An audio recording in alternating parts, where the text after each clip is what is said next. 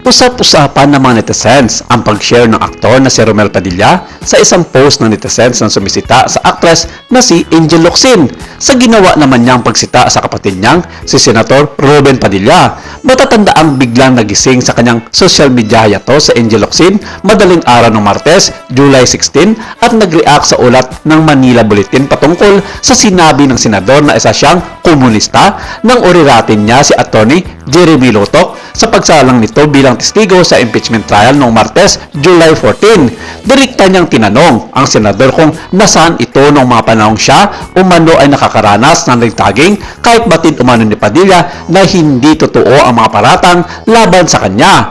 Ang saad ni Angel, ang tanong ko lang, nasaan ka nung mga panahong nirerintag ako kahit alam mong hindi totoo? Actually, kasama po pa nga at katsikahan yung mga nagre-rentag. Sinabi pa ni Angel na hindi na raw si Ruben Padilla na kilala niya ang nabanggit na senador, kaya hinimok niya itong gumising na. Tama na, kuya, gising na, hindi pa huli ang lahat. Ani ni Angel sa nasabing post. Samantala, isang netizens ang nagsabing hindi raw nag-ingay si Angel sa ibang isyu kagaya ng pagbaha at flood control issue. Nag-ingay si Angel Locsin sa issue ni Ruben pero tahimik siya sa baha. Nakawan at flood control, Angel yung pinagtanggol ni Ruben inilik ng 32 million versus pansarili mong issue. Akala ko matalino, pangdarna ka lang pala talaga at panghubog sa bato. Sinabi ito ng isang netizen.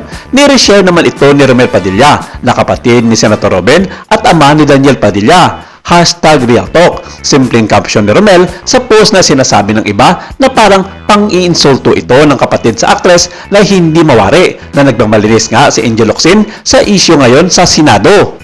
Hindi mawari na kulang na lang, sasabihin ni Romel Padilla kay Angel Locsin na huwag kang magmalinis sa iyong sarili at madaling magsalita lamang sa social media na hindi naman pinaniniwalaan ng mga tao. Samantala, wala pang reaksyon, tugon o payag si Senador Ruben Padilla patungkol sa naging payag laban sa kanya ni Angel Locsin.